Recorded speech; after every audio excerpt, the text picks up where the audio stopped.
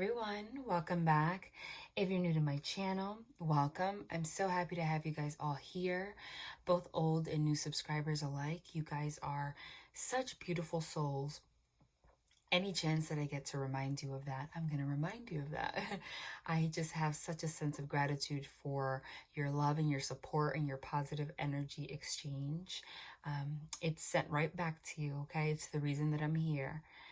You guys thank me a lot, but thank you, okay? It's a two-way street. You guys are the motivation. You're the reason that I'm here, channeling what I channel and not, just writing it down in a journal somewhere, truly. If you haven't followed me on my Instagram page yet, that I recently opened about 2 months ago, please go follow me. Why would you do that? Well, I post a lot of content there, content in regards to anything that I channel, tips for soul growth, self-development, self-care. I also post a lot of bonus readings over there that I do not post here. Because my readings here, if you're new, are very, very, very involved. They tend to go long. They're very detailed. So I thought it's a nice platform to have, in between, if I go a week where I can't post here on YouTube, I sometimes post 2, 3, 4, even like 5 little short energy updates up there on Instagram. Okay, so don't miss out. You can follow me by finding me on Instagram. Go to the search bar and type in Victoria_the_medium. And don't forget to click follow, otherwise it's pointless. I'm just going to disappear, okay? Or if it's easier, down below in the description box, I did include a link. It's going to say link to Instagram in capital letters. Just click it and it'll just direct you directly there. And again, don't forget to click follow. Thank you guys that are already there with me. You guys are, again, amazing. I always begin by introducing myself. For those of you that are new, I'm a medium.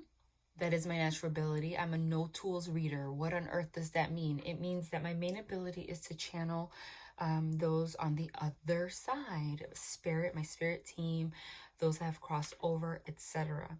So my readings do include a lot of channeling in the beginning, and at the end I pull cards, oracle cards. Every reading is going to be a different experience, because it's all divinely guided. I don't have a system or anything, so I use different decks, different oracle decks. It's on the spot. It's what they tell me to do, and they do that just to confirm the messages that I've already received. If you haven't seen any of my readings, I would encourage you to go to my channel and click videos and go through my most recent readings, because this is going to be different today.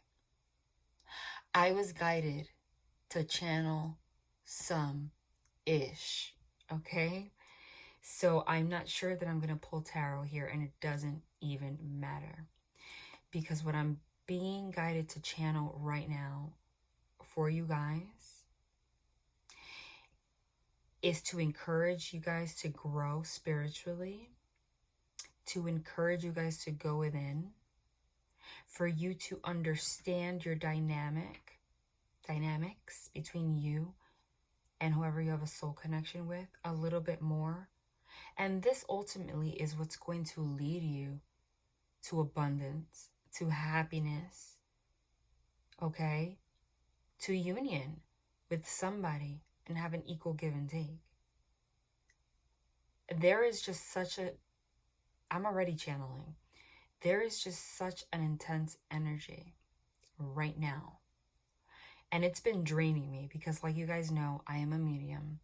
So I literally physically experience everything. So that's why lately I've been going a little bit longer in between readings even, because channeling is a lot. In the last reading that I posted here, I did mention that they had so much to say, but I was just going to post that reading and then post something else, because they were just like going at it. When I say they, I mean, I call them my ETs, but it's my spirit team, right? They have a lot to say. It's like they really want people to understand their power, okay? There is like a spiritual war going on right now, okay? Where the dark forces are really being exposed, our shadow side, all right? But we're starting to understand that we are energetic beings and we're not supposed to fear, our dark experiences or our dark side or our shadow side. Instead, we're supposed to embrace that this just exists, okay? Heavy experiences that we go through, etc. All of that, everything is divinely guided. Anything dark that is sent to you so that you can have an energy force great enough, okay, to transmute it into something beautiful. If it's not dark, how do you know how to appreciate the light? But there's a lot that they want me to say, and they want me to focus on love in particular in a lot of things, okay? Now, I do want to tell you, they are guiding me to share a little bit about myself and my story too. So if you hear me talking about myself, again, it'll make sense in the end because I'm going to be giving examples, okay? I want you guys to know that every single human being on this planet has a different perception of the world. It's kind of trippy if you think about it, okay? That there is not one human being on this planet that sees things, internalizes things, reacts to things the same as you or the person next to you or behind you or on the other side, okay? Why is that? Because we humans, we have our spirit, we have our soul, but our brain is just a giant mega computer, if you want to think about it, okay? It's been programmed since you were little, since you were born. But the same way it's been programmed with subconscious thoughts and conscious thoughts that, and I'll get into that because they're having me talk about it, direct your entire life and your existence.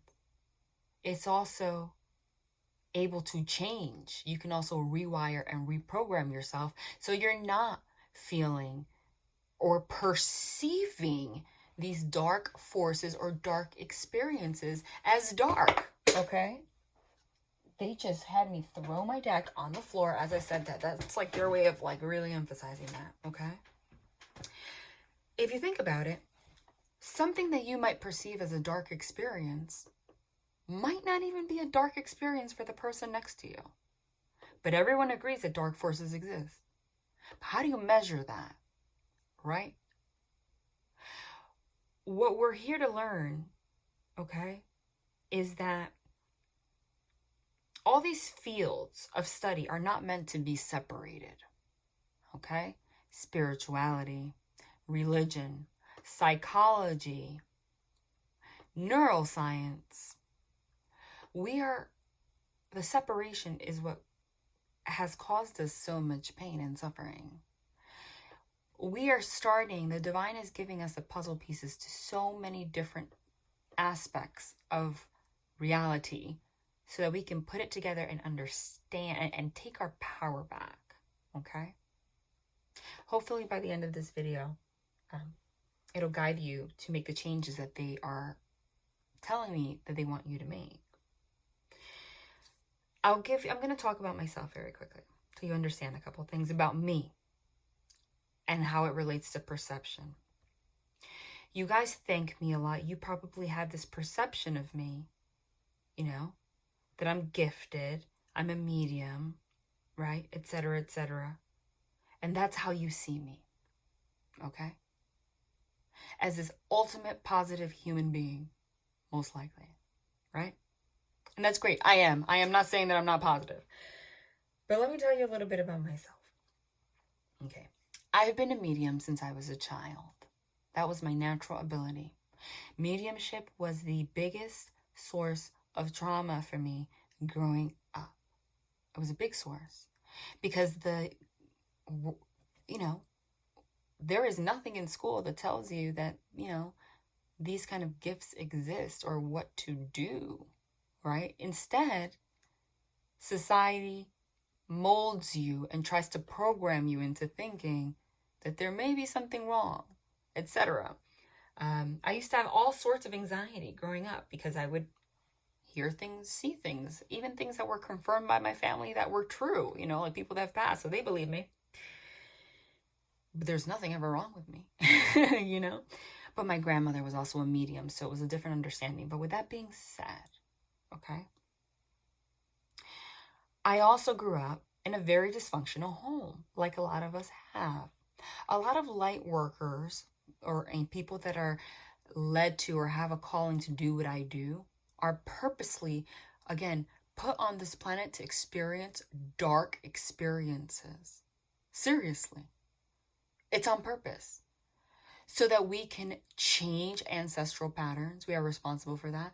And so that we can experience the darkness. Because if I didn't experience the darkness, I wouldn't learn that I'm the magician. And I wouldn't learn how to use my gifts. Do you understand? So fast forward a little bit. I grew up. I went to college, graduated from the University of Buffalo, okay, with a psychology degree and a linguistics degree. After that, okay, I actually did research at Columbia University. I've been a medium this whole time, okay, but I was pursuing a different career path, okay. I did research at Columbia University for 4 years in the neuroscience department, okay. So I have not only am I a medium, but I also have a very deep understanding of the human brain, okay. Like literally, like your neurons, how things work, etc. Right. Then I decided that I really did not like that field. I felt too confined. I wanted to become a neuropsychologist. I felt like they were trying to put me in a box and it wasn't worth the investment. Fast forward, I became a teacher. I taught first grade for 2 years and then I taught high school for 5. Okay? And it wasn't until recently, and I've been a medium this whole time, that I realized that the divine has planned every single thing in my life for a reason. Okay? There was a reason that I had to experience heaviness in my life. There's a reason why they guided me to learn psychology topics, okay, and neuroscience. Because not everybody that's a medium can sit and tell you about literally your neurons and all different lobes of your brain, etc. But, okay, I went to school for that. I didn't know that it was supposed to be together, okay? I went to school for, and then I became a teacher. So I was being guided to learn how to speak to people also, while also living through hell so that I can be guided to learn how to empathize with people. You see? So I'm just giving you my example. But during this whole process, because of the dark experiences that I experienced growing up, I didn't have the perception of me that you guys have of me, right? I literally have always had this knowledge, right? I've always been a walking encyclopedia, walking Google, I guess you can say. I've always known that I'm a medium and I can tap to the other side. I've always known that I can read tarot, okay? I literally, the first time I touched a tarot deck was at 8 years old. I knew that I understood the human brain. I knew that I had a psychology degree. I knew that I had a linguistics degree. And you know what I did?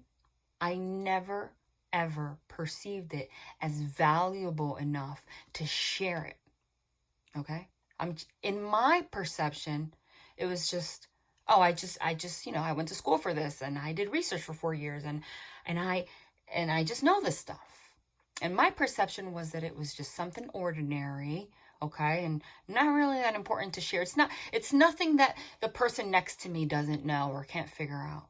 And then I opened my channel and I started just sharing all of the stuff that I know, that I was, from my experience, from my knowledge. And I recognized all along that my perception was wrong, where I perceived myself as I honestly perceived myself negatively because I said, How many times am I going to career change? I don't even know. Like, nothing goes right. Like, I start doing research and then I hate it. Like, why did I go to school for psychology? I had such a negative view. And I also, even after I changed my view and turned it into something positive, I didn't see that there was anything that the person next to me couldn't offer, you know? Where does that come from? That's our perception. When I opened up this channel, I realized through the gratitude that you guys experience that there aren't a lot of people that are mediums and also understand the brain. That I actually have a very unique skill set, and I do have something valuable, and it is something worth sharing.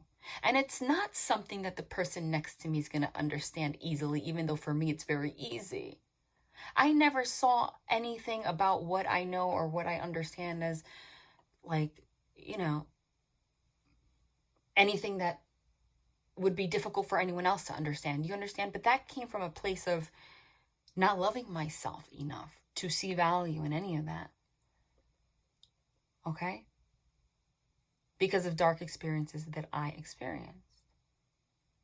And now through this channel and in general, I can realize, wow, perception is a very real thing. And the crazy thing is that your perceptions on your life govern your life. Okay? And it's unconscious. It is based on your subconscious programming. Whatever I experienced in my life growing up, in my childhood, etc., programmed me subconsciously into thinking that there was no value in any of this. Okay? Because that's what I was taught on a regular basis. I'm going to be honest. That was to this day, that was like the broken record, is that, you know, there's no value in what you're doing. No judgment, but I learned to understand, you know, everyone has their growth process. It was just part of my process. And look at what a simple perception change can do. And it's crazy, okay? And that's why they're giving you my example, because it's stored in your subconscious mind. Subconscious means that you're not aware of it, but it is governing your life. The subconscious mind is what's programmed, okay? It's the automatic response. It's what you were programmed to think about yourself, to perceive about the world, etc., etc.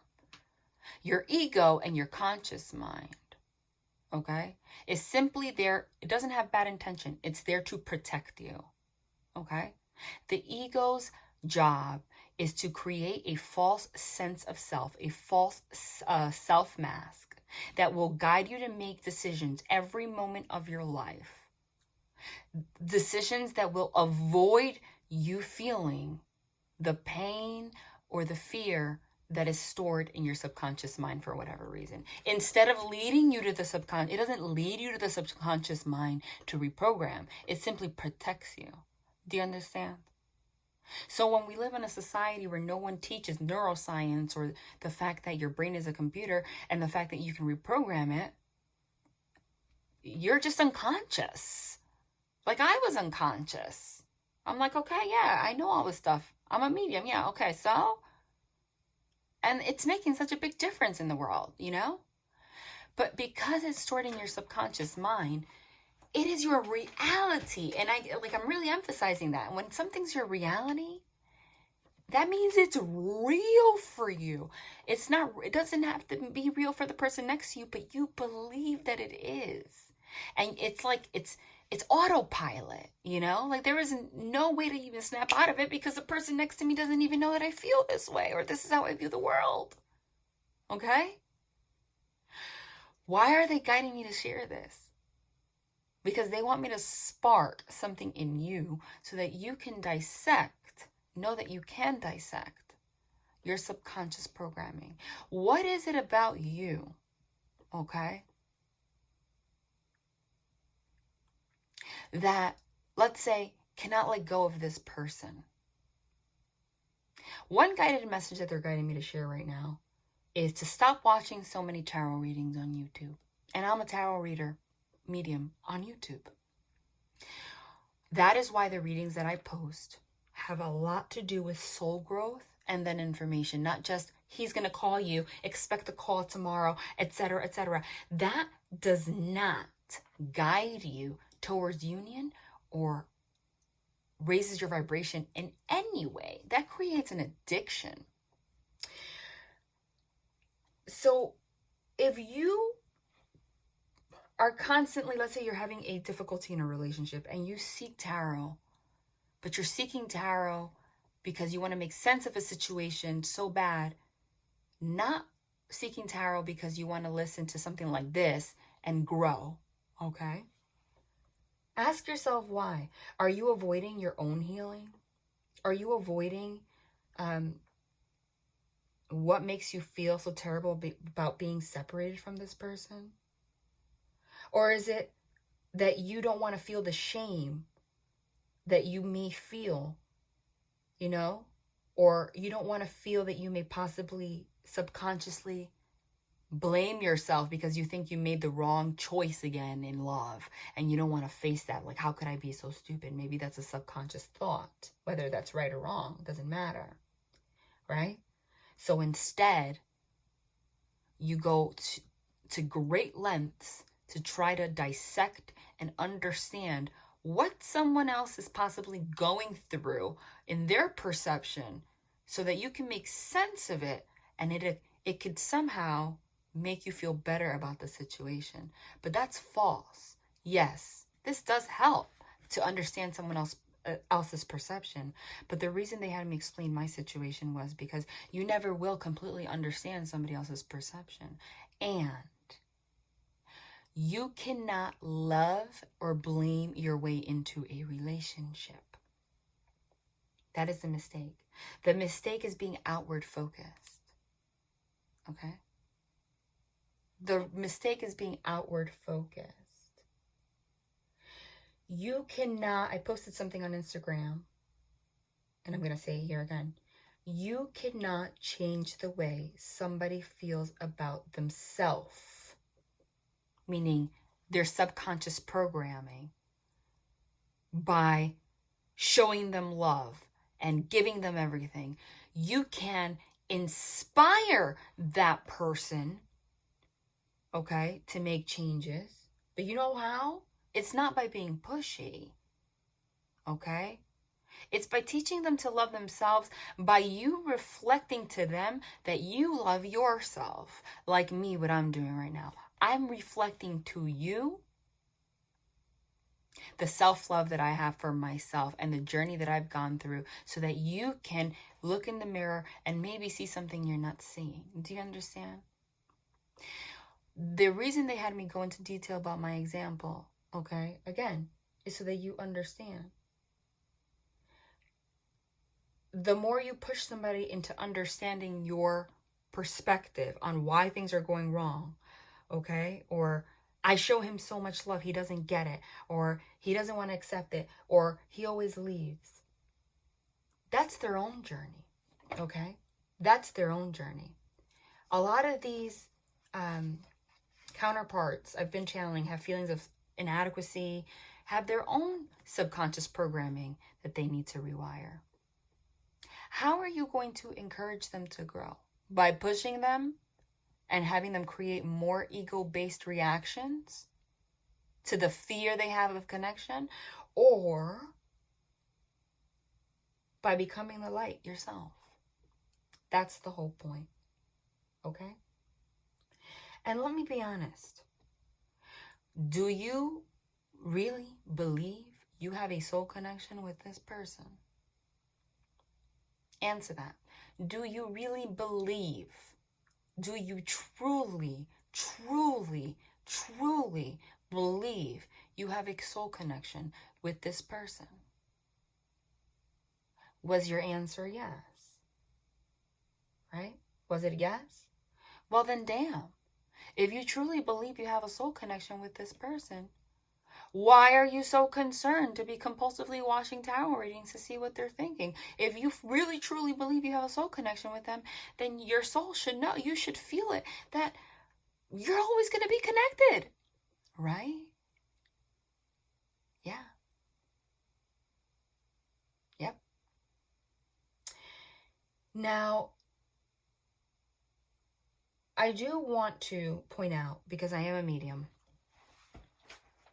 So I sense entities, okay? We have high vibration, we have low vibration. When you're in a low vibrational state, negative entities, spirits, right? That are lurking. There are spirits, there are entities that lurk, okay?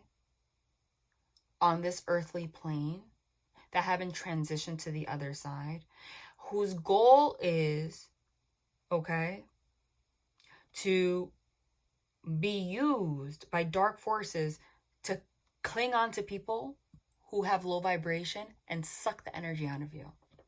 That is what the devil energy is. They are negative entities, okay? So, see, I see spirit. I hear spirit. I'm claircognizant, clairaudient, I'm clear everything. And that's why in my description box it says CLAIRWEIRDO. Because truly, as I explained from my story, I've been a medium since I was freaking born. And I never saw it as valuable. That's why I don't even go into, I'm this, I'm clairaudient, I'm I didn't learn this shit from a book, excuse my language. I just am, I just am. But anyway, I see them. I see spirit, okay? And I don't know why. Well, I do know why. In this community, okay, of tarot readers, tarot readings, this YouTube community, no one has pointed it out. People are quote unquote so freaking spiritual, but nobody's pointing this big fact out. Well, I am, because I see it physically, and it's actually affecting me a lot because I'm absorbing it. Okay, which is why sometimes I go a long time without posting on YouTube. Okay, so a lot of people that watch these readings actually force themselves to go into a low vibration while watching a reading. Because what you're actually thinking, even though you're watching, even let's say a reading gives you a positive outcome, it gives you some kind of a hope for a relationship, to be transformed, etc. Your subconscious mind is all that matters. Your subconscious mind is what's attracting energy to you. Your subconscious mind, while you're watching that reading, is still saying, I'm not with this person. I'm not with this person. I'm hurt. I'm hurt. I'm hurt. I'm afraid. I'm going to lose this person. That's what you're giving off. And guess what? Not only does that not allow you to manifest this person, but it also does exactly what these negative entities want you to do. There is an attack on this community because they don't want, the dark forces these dark entities don't actually want people to ascend, okay? That's the word that I was talking about. They don't want people to ascend. I mean, this is like the classic, everybody knows that. There's devil energy and then there's light energy. There's always been a war, right? These negative entities, now what they have done is, do twin flame relationships exist? Yes. Do soulmate connections exist? Yes. We are all energy. They do exist. But we are going about it. There's no right or wrong way. But the dark forces, okay, have created things like this, okay, so that you can go into, not everybody, because some of you already ascended and understand that you watch a reading literally for growth. But if you are compulsively, let's say, watching readings and that's what you're giving off subconsciously, your vibration is actually low because you're sad. And this is a breeding ground for negative entities. So you're actually attaching more and more negative entities to you, more and more negative entities. This is not to scare you. Okay? Because you have power. All you got to do is raise your vibration and they come off of you. It really does work like that. But the only way that they come off of you is by you being aware of it. Do you understand? Okay, so that's another channel message. Another thing, again, because, think about it. And they're purposely having me, they've been showing me doors recently for my own purpose. I thought part of my purpose was to be here and read tarot, but it's not. It's a lot more than that. Because they are now showing me why I went to school to understand neuroscience, to focus on that was my focus, was psychological statistics and neuroscience. And they are leading me to something else, to put these two things together because they're meant to be together. right? Because our brain is the computer that processes all of our energy. We're learning about energy and our vibration, but we're not learning about the computer. You understand? So, another thing about these twin flame readings, etc., is that you got to be aware of your thoughts. The brain has something called neuroplasticity, meaning you can change it. When you do something repetitively, even unconsciously, it creates new neural pathways in your brain, and actually it becomes your reality. So by you watching tarot readings all the time, subconsciously, you have put this other person on a pedestal. They're my twin flame. They're my soul connection. That means that my connection to this person is so much stronger than everybody else. But you know what subconsciously you're giving out? Okay? That this person is here and you're here. They are above you. Okay? Because you are the one working to try to make this come together. And you understand them and understand them. But they're still above you. Okay? That's the illusion. And the lesson is, and they've been guiding me to this lesson. Now I get it. The pieces are unfolding for me. That's why I'm sharing this since January. They've been emphasizing the fact that we're shifting the paradigm of thinking, of associating negative and positive with dark and light energies. They are just polar opposite of the same force. It just exists. Okay? With your computer, with your brain, you can wire and rewire consciously what force you're going to tap into. Okay? But that is what they've been guiding me to. You literally are the magician, and that has everything to do with it. Okay? So that was very important. Okay? And sorry. Another big channeled message is that we are putting too many excuses to people's behaviors and actions and things. Okay? We hear this all the time in the spiritual community, that we have to focus on the now. We have to focus on the present. That is how you manifest. But the reason that a lot of people aren't experiencing changes is because you don't really understand that. But that's why they're leading me, and I'm going to do more. I feel like this is part of my process. Like, I'm going to do more of this, but they're saying, if I combine the neuroscience, like actual knowledge with this, it actually goes hand in hand. And it will guide a lot of you to understand how and what to do, okay? And what it means to be present. Because they're meant to go together. Okay. By watching readings, etc., we're putting too much focus on the other person, right? That is a way of trying to control the situation. If I know what's going to happen, I can control not tapping into that subconscious mind of mine that's going to make me feel fear.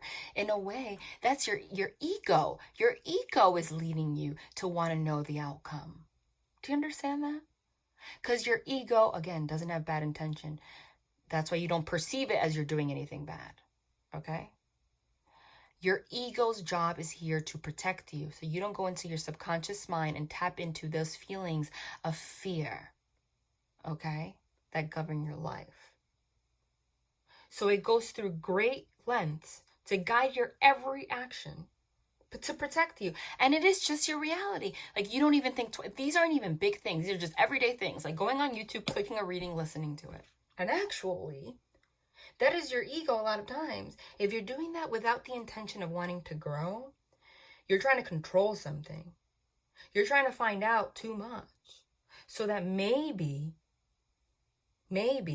you can understand something more and control it so that you can protect yourself before it happens. Do you understand? So they want me to point that out. I'm not saying don't watch tarot, because then I'm never going to have a job. I mean, this is what I do. But what they're saying is the way you view tarot readings will forever change if you understand what I'm saying, what they're guiding me to share right now. It is not about the act of watching the readings. It is the perception that you attach to it. And you can change that perception. Okay, literally, actually, these are constellations. But it literally is crazy that I just put this here. But this is what like your neural pathways look like, right? You are creating these associations, right? By watching these readings. Your ego is being attached to it and you don't even know it, because the ego is really freaking good at protecting you. That's its job. That's why you're not coming into union. But once you're able to, light bulb, figure that out. Oh crap, I am avoiding my healing. Okay? You're able to focus on the present and stop trying to control things. That's what people mean when they say surrender. Like, take it as it is. Too many of us are trying to put excuses on people for their behavior. Look, if somebody is treating you like shit,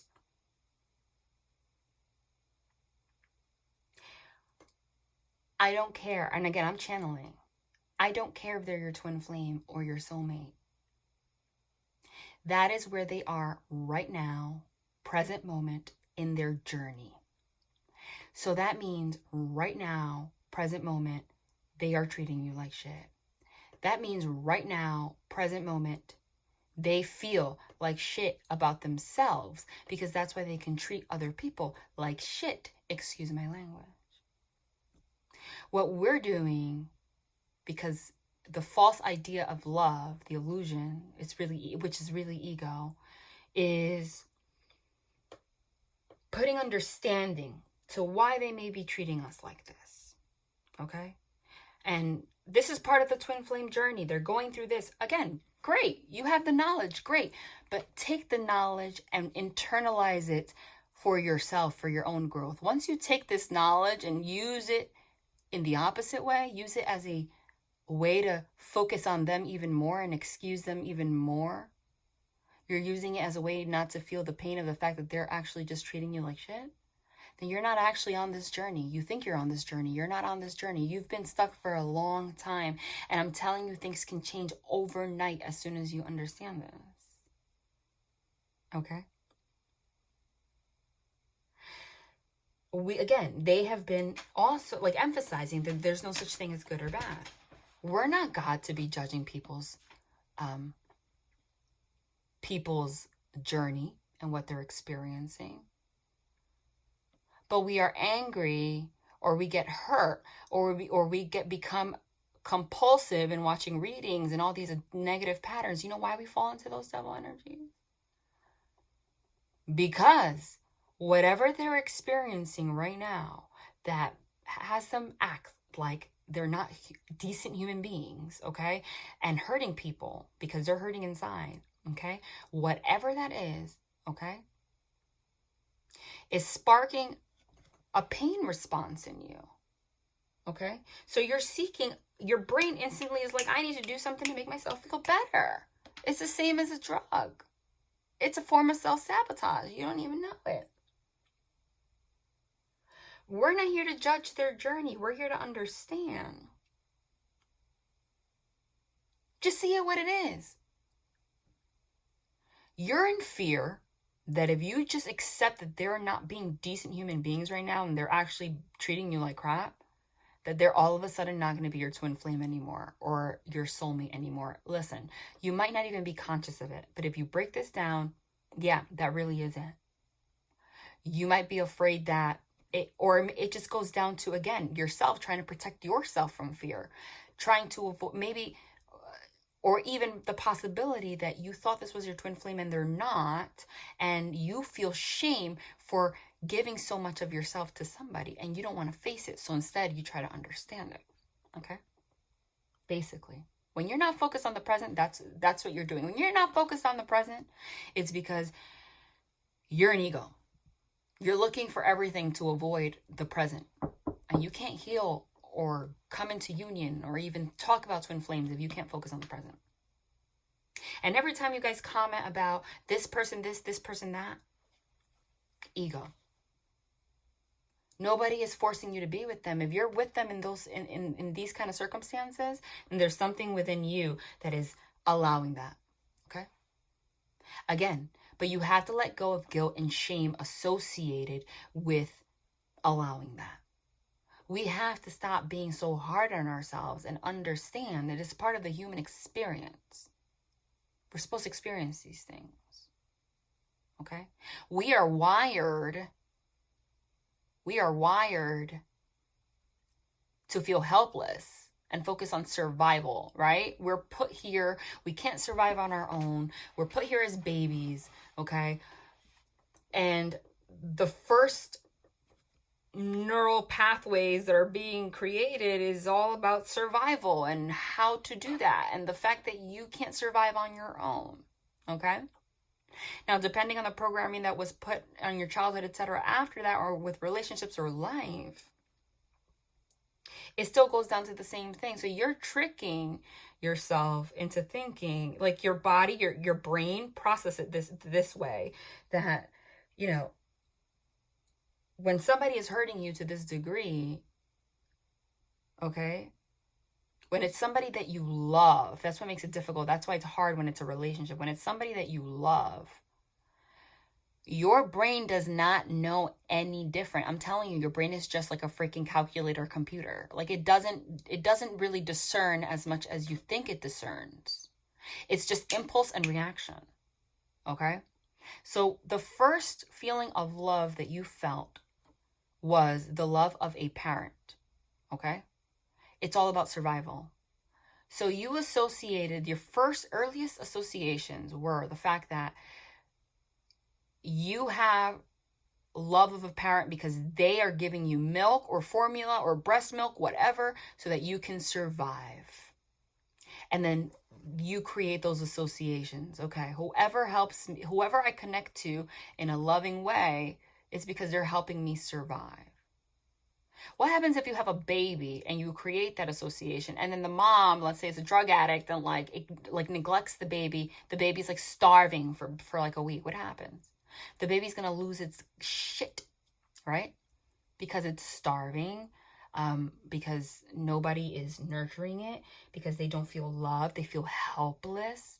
Do you understand? So our minds are literally our brains. Take the soul out of it real quick, okay? Because it's not meant to be separate. Your brain, your computer.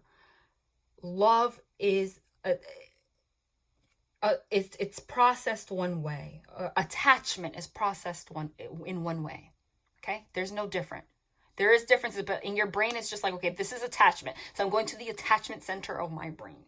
So when you attach yourself to somebody,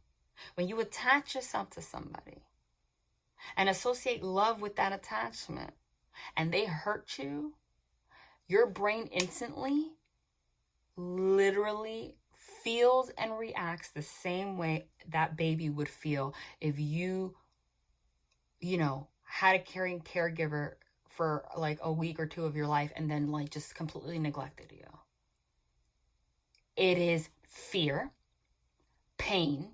It makes you literally, it sounds stupid, it sounds crazy, but it's actually true. It makes you feel like you can't survive.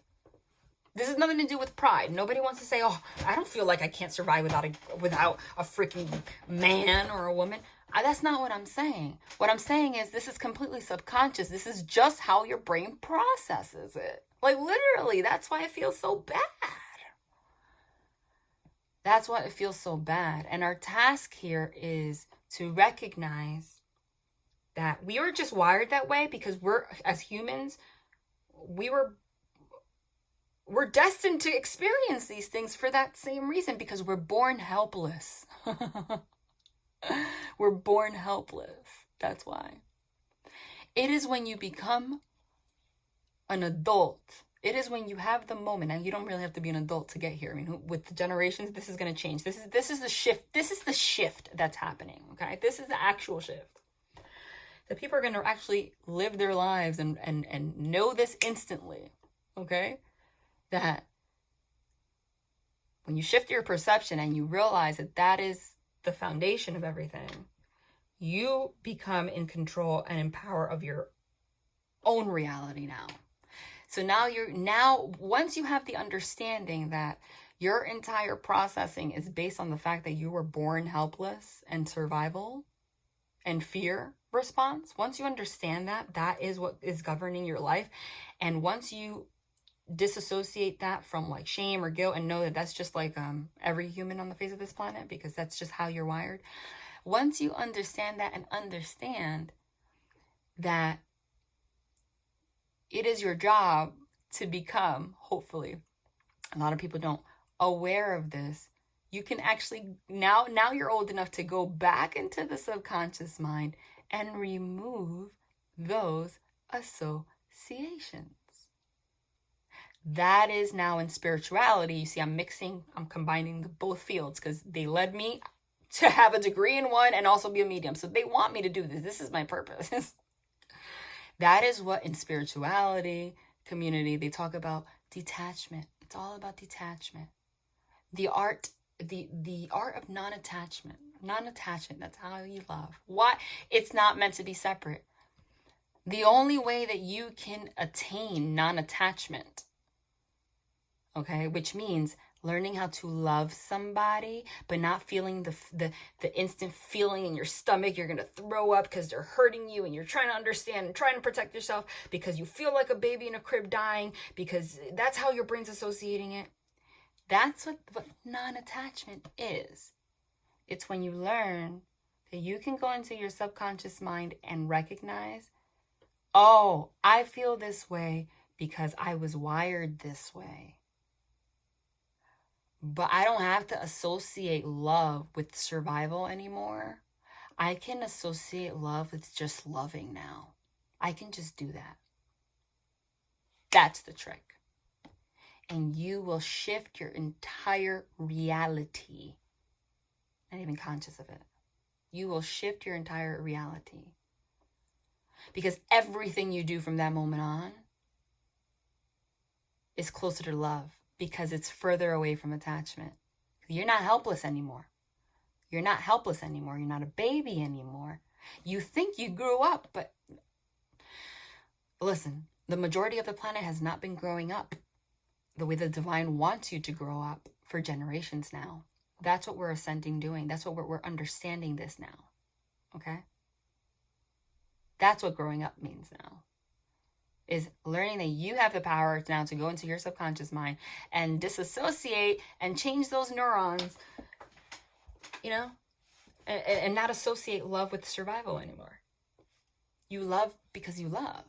Your soul, you're connected to somebody. That's the only way that you can, the non-attachment, that you can feel that with somebody else. Attachment is what causes you to be in cycles with somebody. Of they're engaging in devil energies and they're hurting me and now I feel like I'm dying and I'm in pain. But then I go back because I love them and then I do something to hurt them and now they feel hurt because they feel their brain is associating like they can't, like, you know, again, the survival instinct kicks in and it's a loop. That's that. Non-attachment, once you learn non-attachment, once you're able to realize that it's just a perception shift. It sounds complicated, you guys, but it's really not. It's really not. It's not. Okay? No one says that you're going to be aware of this and things are going to change overnight. Hopefully you're still with me if you understand what I'm saying. But just the knowingness, just the awareness, just having that light bulb turned on makes all the difference. Because even when you do react, etc., or when you do feel like this, or you are led to devil energies, etc., and you feel this or feel horrible for the way someone's treating you, even if you, and then you have an impulse reaction, let's say it leads you to like act out or act crazy or like freak out, etc., right? Just with the knowingness, every time it happens, more and more you're able to step back more and more and observe your what you did now. The difference is now you're not on autopilot. Now, sometimes autopilot accidentally turns on, but you're able to say, oh, whoops, let me turn that off. And eventually, it just doesn't turn on at all. Like now you just have control over how you associate to love and attachment. Okay? Blaming somebody for how they're treating you and trying to find out why, that's not it. That's not it. You have to see things at face value. Okay? If somebody is treating you poorly right now, they need to go through this on their own. Okay? How can you encourage them if you love them? It's by working on what I'm saying on your own. And they will make the decision to do that for themselves and come together with you if that's what's meant to happen. Okay? Because we also are learning that love is not the same thing as a relationship. Two different things. You can be in union spiritually as souls on 5D levels, etc., different dimensions of consciousness. Okay? When you feel that pull to somebody, you guys are already together. You guys have been together.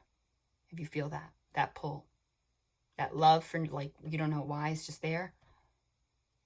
If you're in a state, that's how you can confirm it. If you learn to be in a state of non-attachment and you still feel that pull, that love, that pull, no matter what, right? You're already together on another dimension. That doesn't mean that you have to come together in the physical and as in a relationship. You understand? And it is not your job to do anything else but learn your power and learn to reprogram yourself, become your healthiest version. And if they're connected to you spiritually, you will inspire them to do the same. But remember, another misconception is that you're supposed to come together with your twin flames, etc., as an actual relationship or marriage in this lifetime.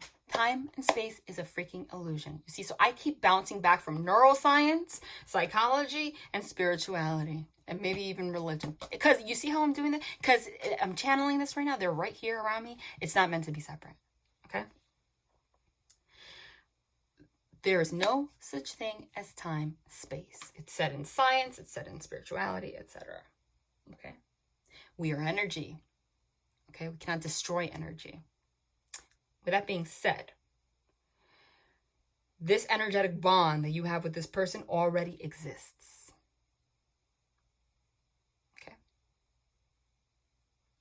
If they don't do the work in this lifetime to get to that place that I've been discussing, so you could have loving relationship, just like a non-attachment, just a fulfilling, just beautiful freaking support you 100,000, 10% because I support myself, just freaking pure connection. If they don't do the work and become in control of their own life and get out of that survival mode that's on autopilot, protecting them, like literally it's like you're living on autopilot, in survival mode. That's like, what is it? Survival mode on freaking in Minecraft, right?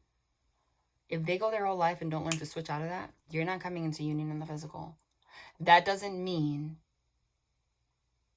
that this is not your twin flame or you don't have a soul connection. Again, no such thing as time or space. The divine does not differentiate between what you perceive. Again, it's all about perception. You perceive your lifetime. I'm just going to give the number 100. Hopefully, if you live up to then, right? As a lifetime. You perceive your birth until 100 as like the longest time ever. Like, wow, I never came together with this person. The divine sees that time frame as like less than a millisecond. Okay? No such thing as time or space. So the divine really does not care if you have to, again, energy is not destroyed. If that energy bond, then you both die, still exists, comes back to the earth, and then you have to freaking do it again, and do it again, and do it again until you get it. Because to the divine, what you perceive as like lifetimes and lifetimes, they perceive as like a millisecond. So it doesn't really freaking matter. So again, you got to get out of that mind frame. You got to get out of the mind frame of trying to control and look at this person. And I need to be in a relationship with this person because we have a soul connection, etc. These are all efforts to avoid. These are all efforts, again, It all boils down to the same thing. These are all subconscious efforts. These are all actually conscious efforts, but subconscious and unconscious efforts to protect you from triggering that perceived threat to your survival mode. Okay? Like, you know, the thought that you're not going to come together with this person. And it's crazy because, like I said, it's subconscious. So I'm not calling you guys obsessive and crazy either. Like, you're not even aware of this. Like, you can be that person that's like, you know, screw this. I'm dating around. Like, I'm not waiting for no man. Like, I'm not, like, whatever. You can genuinely be that person on a regular basis. Genuinely. Okay. But still be experiencing what I'm discussing without even knowing. Because you still have these feelings on the inside. Because you're still also part of the group that's, you know, on autopilot, on survival mode. Okay? Seriously. If you were guided here, then you're already spiritually advanced enough to understand what I'm talking about and to get to this stage. To change. But I think that's what they're guiding me to do. You don't need to be spiritually advanced or understand lingo to understand actual science. And I know how to combine both because there is a combination. There is a common ground here. Okay?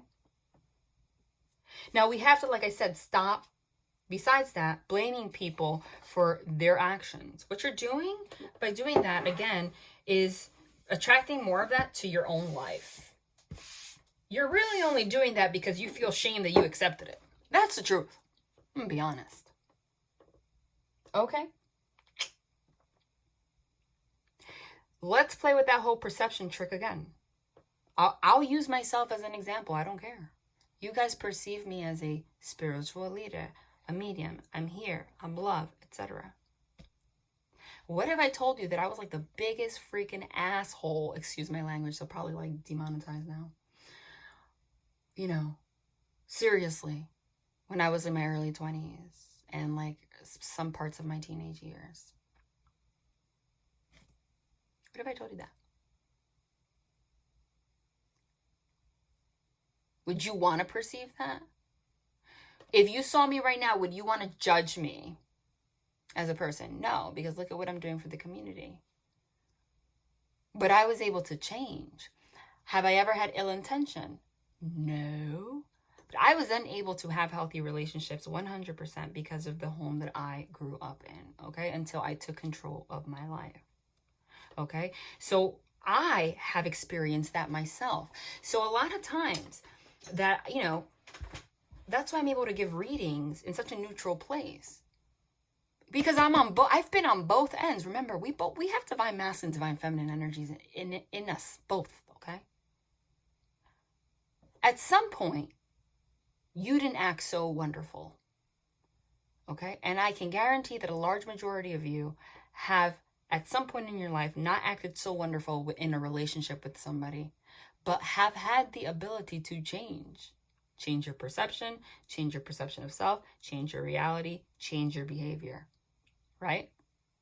But while you were going through it or acting these ways, it was probably just, again, it was autopilot. You probably didn't even know why you were acting this way or what was going on.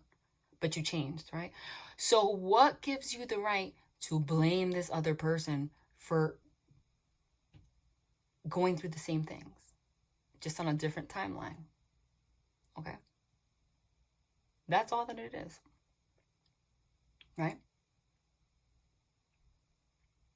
It took me a very long time to, you know, be able to have healthy relationships because I grew up in a home, people with very narcissistic tendencies. And I hate using that word, but if I experienced it, I can tell you confidently my experience. But that's another thing. That's thrown around way too much in this community, okay? Because you're judging other people's process. It's a spectrum too, okay?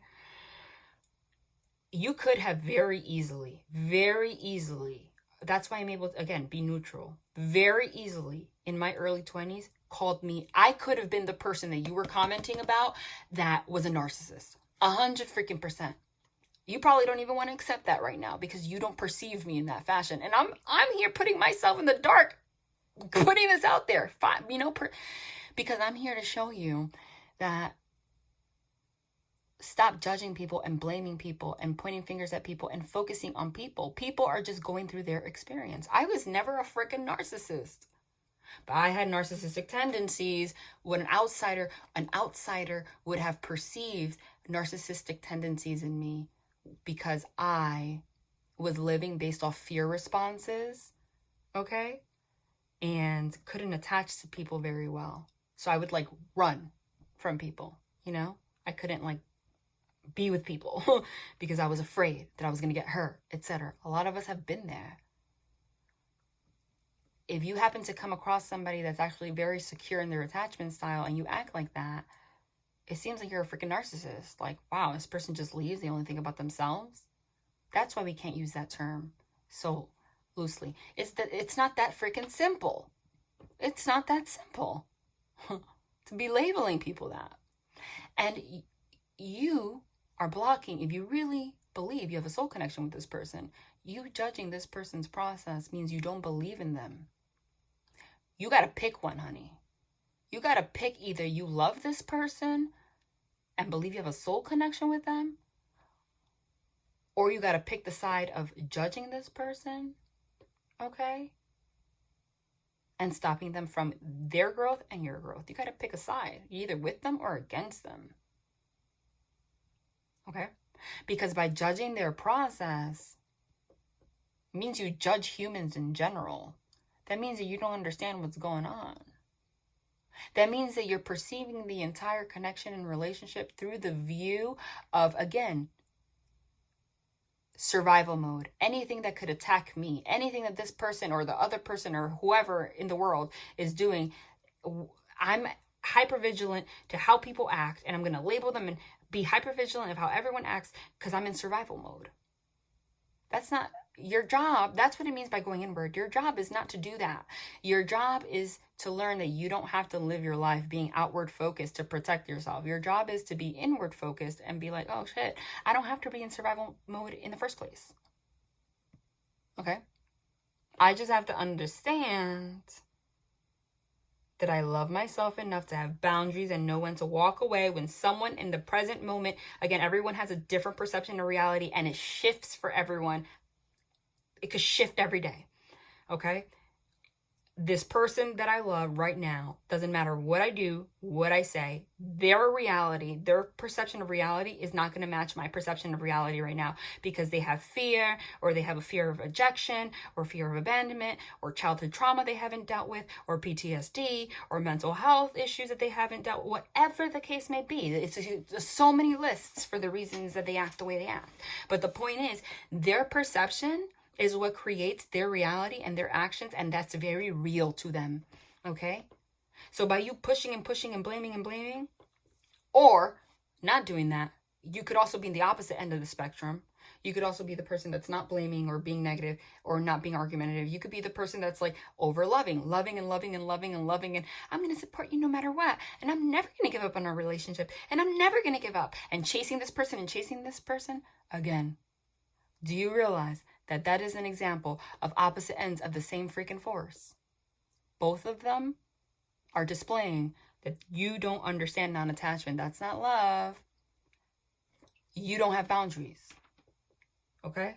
You need to have a list of, you have to understand, number one, get out of survival mode. Number two, reprogram. Understand that the brain has neuroplasticity. You can reprogram your brain to anything. And I'll give you a tip to do that. Okay? Because it's hard. It's freaking hard. And I'm telling you, I can give advice because I literally have gone through the process and still going through it of reprogramming 30 plus years of my freaking life. That is not easy. It's not easy. Okay? And I've been through it all. And I've acted out in all sorts of ways. Okay?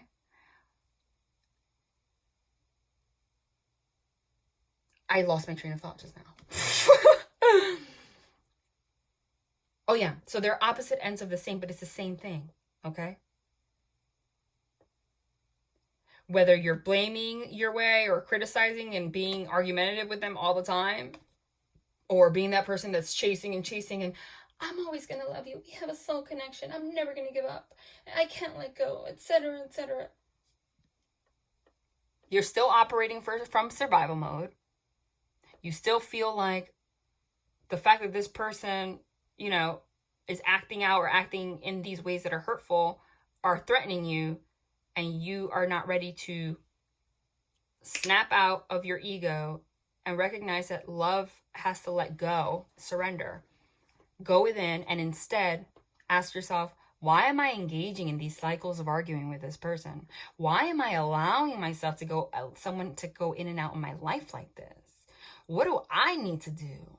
Why am I chasing somebody that hasn't committed to me? Why am I letting this man, the father of my child, okay, dangle a freaking carrot in front of me for like for all these years, and he doesn't even commit to me, etc., etc. The list goes on, whatever your situation. Don't look at the other person. Look at the fact that you just don't want to face the fact that something that in their behavior in the present is threatening your survival mode. But that's the point. Stop focusing on what they could be, and stop focusing on the fact that but they have a good heart. But I love them. That's why it becomes difficult. That's why I gave you my example. I don't have to tell you my personal life. I always had a good heart.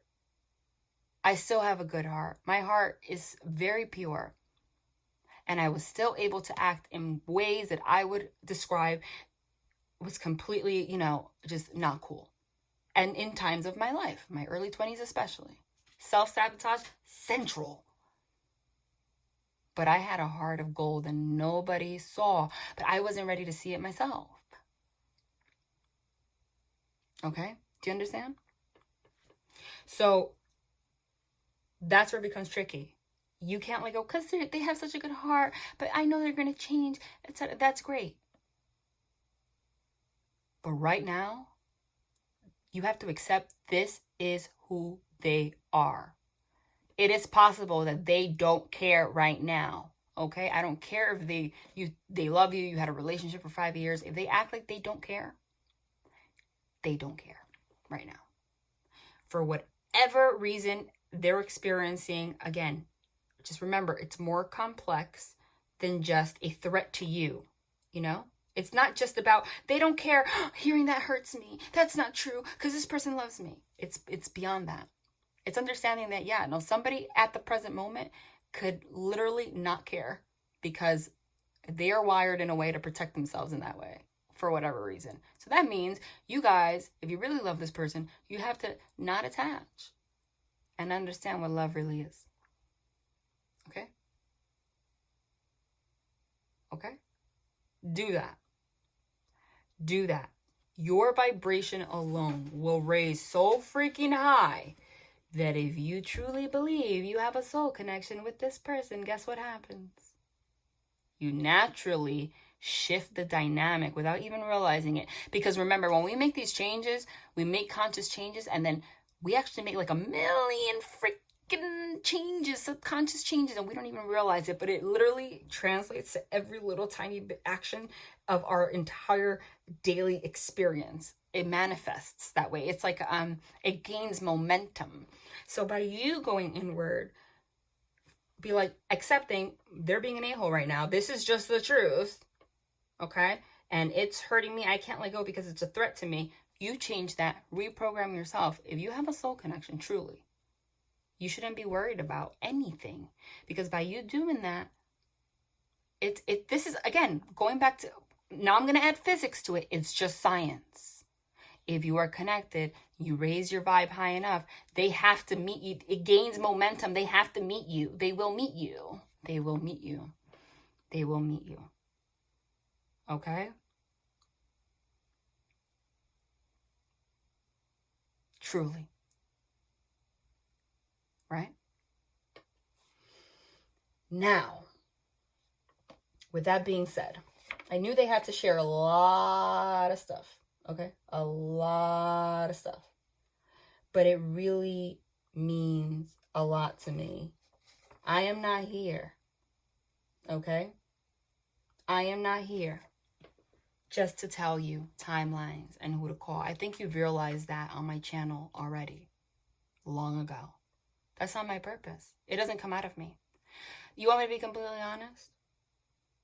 Even like doing personal readings has become so heavy for me because I feel like I'm not living my purpose completely, because it feels almost wrong to a degree for me to do readings and just tell you what you're asking and not lead you in this way, which is the real journey. It doesn't feel genuine to me, you know? So I always add guidance, etc., to everything, channeled messages, everything, because that's the point, okay? They really guided me to this, but they also wanted me to add in neuroscience and actual psychology. And there's so much more they want me to say, but it's already been literally 1 hour, 10 minutes. So maybe I'll do maybe I'll make workshops or something and like because there's so much that I just cannot just put it all together like in one freaking video. Like I can't, okay? Like I have like tools and how to integrate both things, okay? Like, okay, so now you know this. Now, what do you do to change? Okay? There's the spiritual side, and then there's neuroscience, and when you blend them, you're a freaking powerhouse. I'm telling you. Freaking powerhouse. And then I'll just tell you what's going to happen. Then I'll do a regular tarot because I am a medium after all, you know. If you really want to know, I'll tell you everything you want to know. Okay? I'll tell you timelines and everything, and I'll feel good doing that in my heart because I know you're doing the work. Truly. That would be fulfilling to me because I know that you're doing the work. With that being said,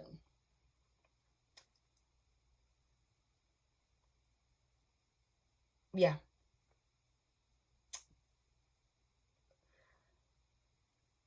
Maybe I should do another video on, you know, just some tips on how you can start reprogramming your thoughts. There's so much that goes into this. It's so much. But your brain has so much neuroplasticity that it literally like gives you almost immediate results. Let me just give you one quick tip so you can start the process, right? Of like detachment. Visualization is a huge one. That's like manifestation, law of attraction. You can explain that both purely in spiritual terms, and there's actually science and neuroscience to back that up with terms and everything. Brain dissected, explained. I'll give you both. A lot of times the reason people cannot manifest or you know, they're in the spiritual community and they do their visualizations, but there's still a blockage is because these two things haven't been integrated, and there's a piece of the puzzle missing on this side and a piece of the puzzle missing on this side. Like there's an extra step to just visualizing like that. It's beyond that. Okay, so this is the thing about manifesting. Visualization, I'm going to combine the two. Like I said, spirituality, I'm going to give you straight science. I'm going to give you straight neuroscience right now. Again, straight neuroscience. And then I'm going to maybe make another video. Because it's like, I'm sure you already know manifestation and meditation, visualization in spiritual terms already. Okay? Because you're watching this to begin with. So let me talk to you just a little bit, neuroscience terms. Okay.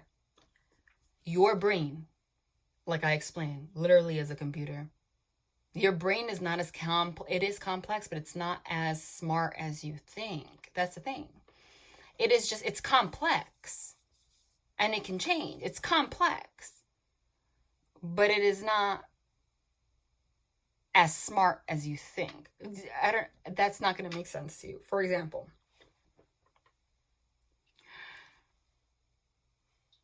the example I just gave you about why you react to their behavior, because it goes back to your brain feeling like it's attacking your, something's going against your survival. Your brain genuinely is not smart enough, does not know the difference between you experiencing you being a baby, actually being starved to death, and what you're experiencing. Your brain genuinely, okay? And I'm not just saying this, this is scientifically shown. Your brain doesn't know the difference, okay? And your brain works like that in general. So when it comes to visualization and the law of attraction, etc., That's why it's powerful, because when you visualize things, meaning something that you really want to manifest, something that you really want in your life, something that you want to change, you close your eyes and you envision it being real and you feel it, etc. The reason that it works is because it is not just, it goes beyond just saying you're putting out the energy and then the universe gives it back to you. Yeah, that's one aspect. But neuroscience also already explains very clearly that your brain does not know the difference between creating a memory that is real and creating a memory that is false.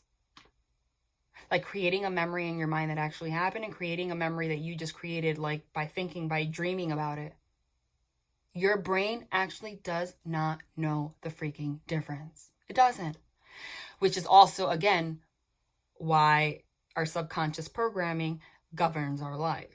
Okay? Because a lot of our times, our egos, our conscious rationalized thoughts are created, and we literally create false memories in our mind that rule our life, right? And like, actually, that doesn't exist. That's why I say you can't love or push anyone into being in a relationship with you, because they're going to create whatever they create and they don't even know that they created it. Anyway, so when you visualize stuff, your brain actually is creating a memory. You're creating a memory. Like you visualize yourself being abundant and having like the happiest relationship of your life. You visualize it. You do that over time. It's not just about the vibration you're sending out to the universe. That's only one aspect. Your brain actually eventually will create that in your mind as a memory. And over time, your brain cannot distinguish whether or not that has happened to you already, like you actually experienced it, or you didn't. It doesn't know the freaking difference. So what happens is, because your brain actually can't perceive the difference, it gains momentum. Everything you visualized. You don't realize it though. It happens on autopilot. You're switching what autopilot you're going to be in, basically. So you're visualizing, you're creating your own memories, you're taking control. That's what taking your power back means, you guys. That's what surrendering and taking your power back means. I'm talking straight neuroscience facts right now. And when they talk in spirituality about surrendering and taking your power back, that's it. It's surrendering to your old programming, taking your power back, and knowing that you can create all your own freaking memories. And what happens is you have neural pathways, etc. Again, there's neuroplasticity. It can change. So you could have a thought pattern from like your whole life that you're inadequate and it's because your mom abandoned you or whatever, right? And you're not even aware that every single memory that you have created consciously is just, again, your own perception on why everybody outside is a threat to you and you can't have love, right? You're not even aware of that. When you start visualizing in your mind, I'm going to have the best relationship ever. I'm going to have the best relationship ever. Okay? You're creating a memory in your mind. Now your brain's like, oh, well, this old neural pathway that I created because my mom abandoned me, I gotta that shit needs to go because it's taking up space, and it starts creating momentum. Okay? It becomes real. And what happens is you create your own autopilot. So the manifestation comes to you and you don't even when the manifestation arrives in a way that you can actually touch it and really, oh my God, I'm married, I'm together. You don't notice that it has been manifesting ever since the first time you started visualizing it. Because what it does is, you don't even notice. It'll make you not hesitate the next time you go to the coffee shop and to say hi to somebody that you thought was a little, cute, So it made you, more available to connect with people. You don't realize that visualization connected this neural pathway to just make that instant decision to not react negatively when you're experiencing hardship with your relationship with somebody that you love anymore, because that neural pathway has been created to associate with that memory. Do you understand? So it actually affects the actions that you take in your daily life. to the point where it does it so much, people react to it more positively, right? That's why you get more back.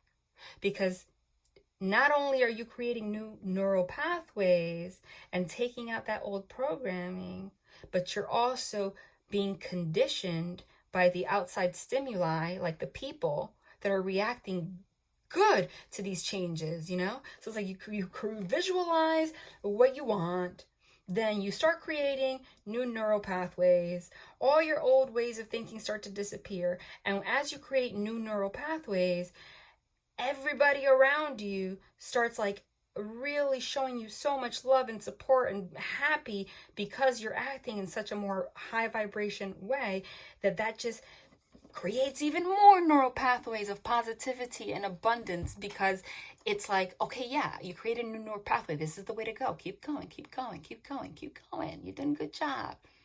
And then it becomes your freaking reality. That's how it works. That's why your thought patterns really freaking matter. Okay? That's why your thought patterns really matter. Now, the thing is, when you want to visualize something to manifest, this is what they don't explain. Okay? To create a memory in your mind. It's not just visualizing it. It's not just visualizing it and that's it. It's like, oh, I'm a millionaire today. That's it. No. The issue that we have that I haven't seen many people in the spiritual community explain this, but in science, they explain it, and then you've put it together. This is how it works. Don't visualize the end goal. Okay?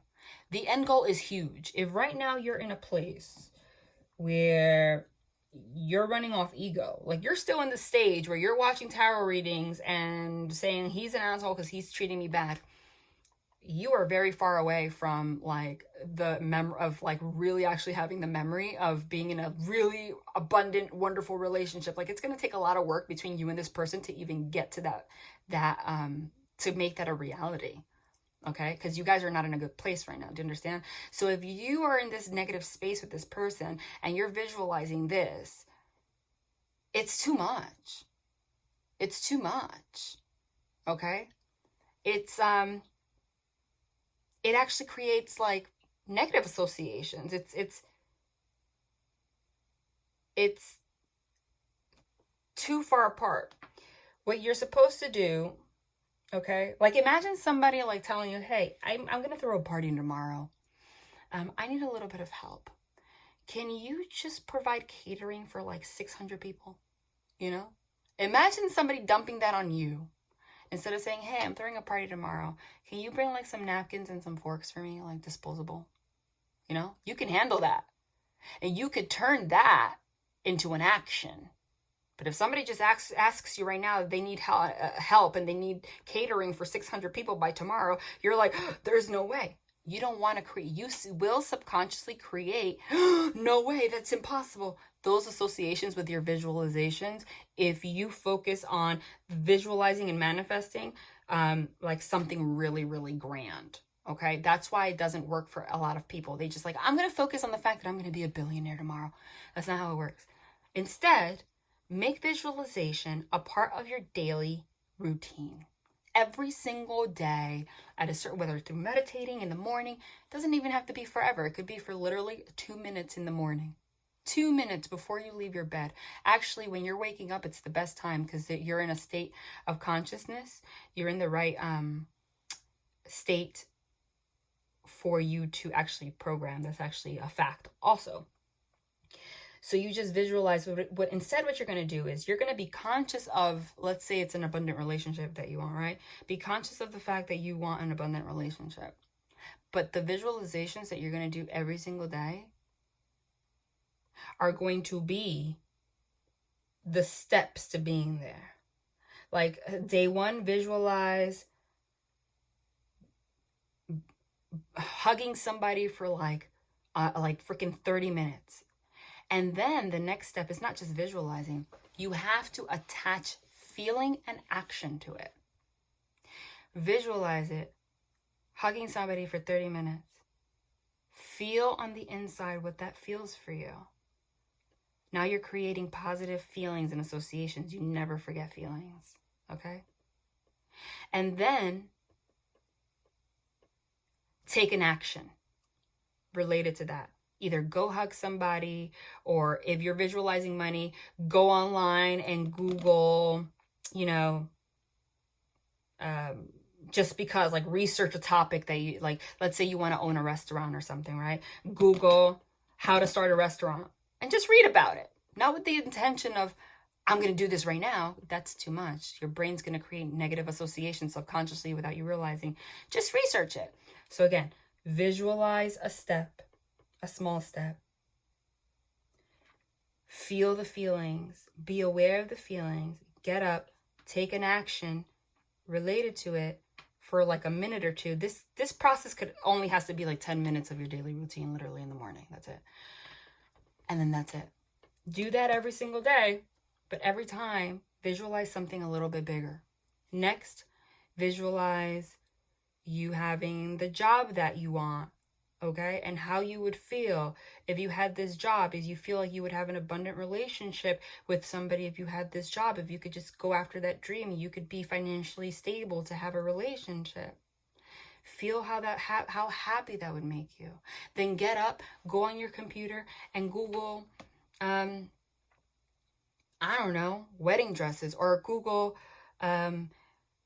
what it's like to take a class on opening your own business, on entrepreneurship, and just take an action in relation to it every single day. Do a little action like that. You're going to notice, again, that's what manifestation is. Your brain, like I explained, literally creates neural pathways little by little that subconsciously will change your actions throughout the day, and over time creates momentum and becomes big, and it will get you to that visualization. That, you guys, is surrendering, going within, taking control of your life. That is letting go of actual control issues. The actual control issues is you controlling, not letting go of your ego and taking your power back. It's not your fault. Let go of shame and guilt.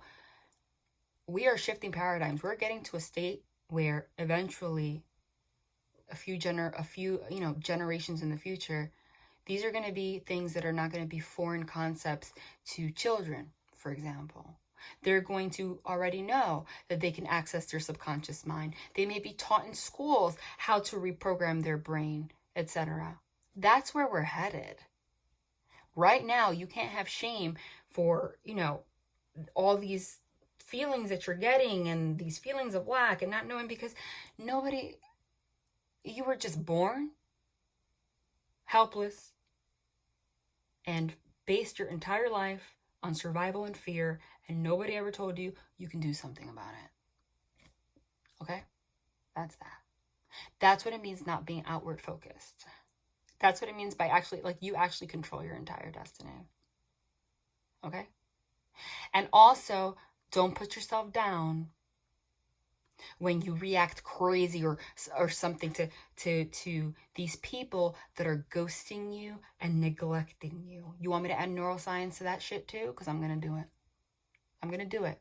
You know why I'm going to do it? I feel like they're guiding me to this because it kind of, in a way, allows you, it just gives you a tool to take the shame and guilt that you associate with how you being in this situation away from it, because it reminds you that you're just a human being. Okay? Literally. And these are facts. This is not coming out of my whatever. This is actual neuroscience.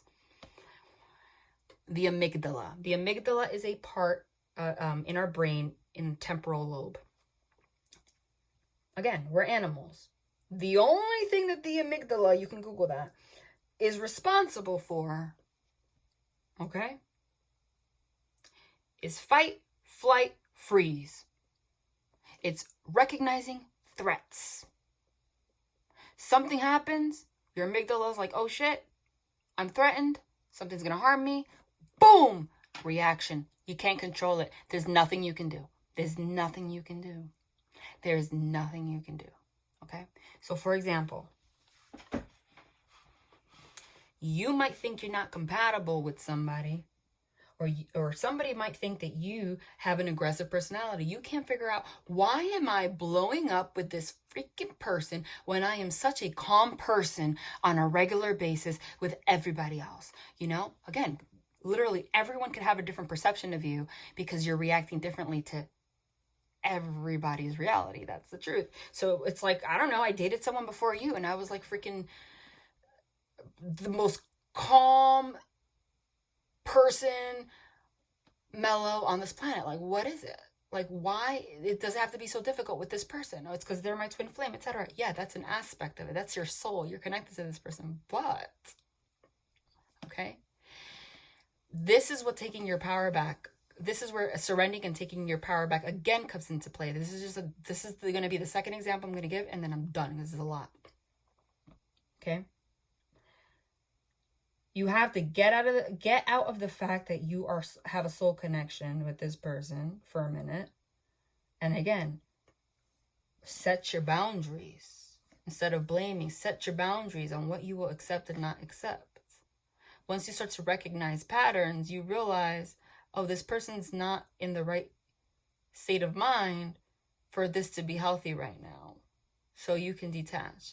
For example, if they are the kind of person, if they are in the runner stage, which they're running from the relationship, they avoid they stonewall, okay? Which means like literally they become brick walls. They don't respond to important things that you bring up. They don't open up. They will freaking go through great lengths than to open up or tell you the truth.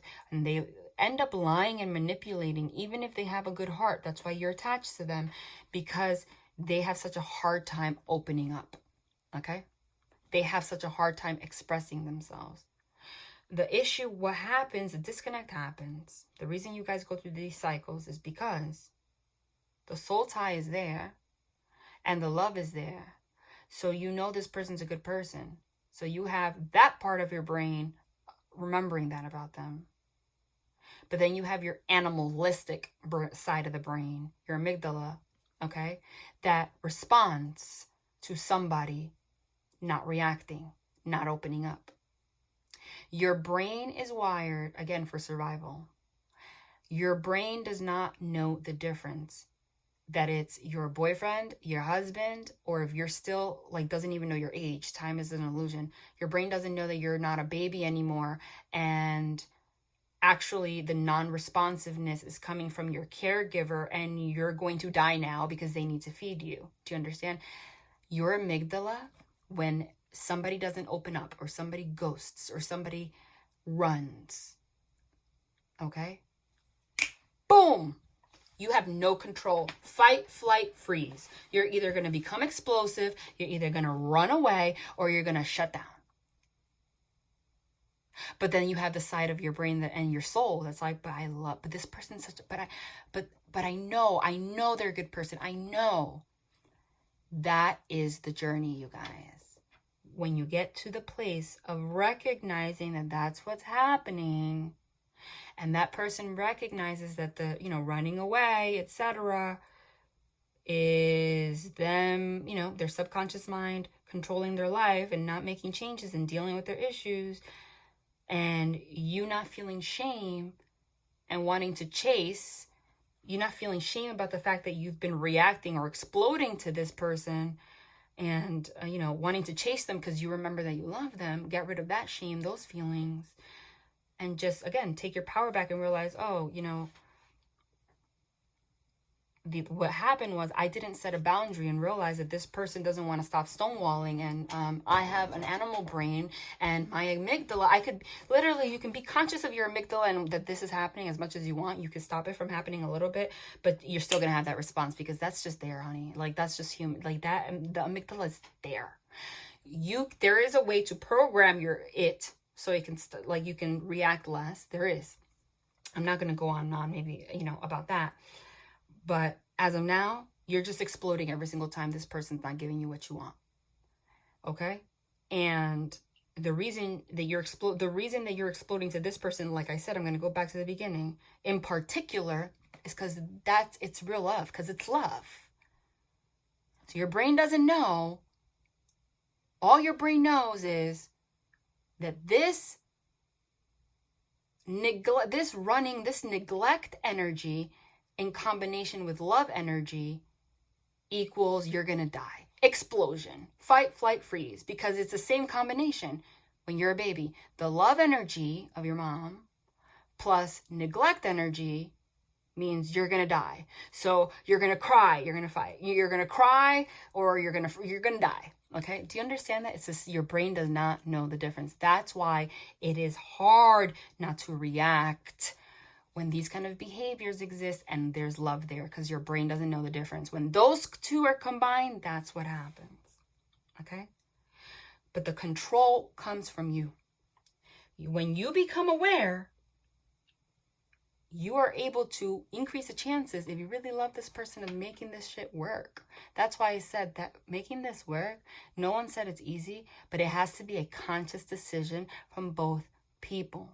If one person is willing to wake up and understand this and the other person is not, it's not going to happen. Okay? When you wake up and start making these changes, though, you can create your own boundaries, and you can now look from a different perspective and say, oh, when they stonewall me, etc., I just have to practice non-attachment. I love them, but I'm going to learn that I can love from a distance, because that's going to trigger my amygdala. I'm going to tell myself that I'm going to love them enough not to blow up. Okay? And I'm just going to prove to them whatever programming they put in their brain about you. Let's say they're going to tell themselves that you have an anger issue, or whatever they do to sabotage, to push you away. You're just going to keep confirming that to you, because no matter how much you tell yourself that you love this person and you're not going to do it again, etc. Okay? If you're not aware of that and you don't create that boundary, okay, your amygdala is still going to react because you love that person, okay? Because they're still neglecting and they're still not opening up, okay? And it takes two to create the best outcome. Two. That was a lot that they had me share. That was a freaking lot. I hope that you found guidance in it. This is kind of just like a little intro on the kind of workshops that I want to share. That's my next venture. I really do want to start offering classes, etc. That's not going to be anytime soon right now. Soon enough, you know. I'm still trying to figure out, because I'm guided to integrate different areas. Okay? But I'm still a freaking medium, and I'm going to post a reading, okay, possibly tomorrow on YouTube, so that we can discuss the energies of what's going on this person. But again, for all of you that saw this video to its entirety, you're going to get closer to union now, because now when you do watch my readings, you're going to watch it from a different perspective. Love and light.